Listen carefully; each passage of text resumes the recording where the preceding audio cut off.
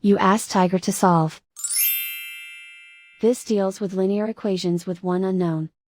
The final result is x equals -3. Let's solve it step by step. Group all constants on the right side of the equation. Add 11 to both sides. Simplify the arithmetic.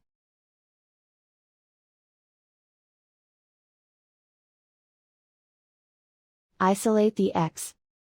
Divide both sides by 9.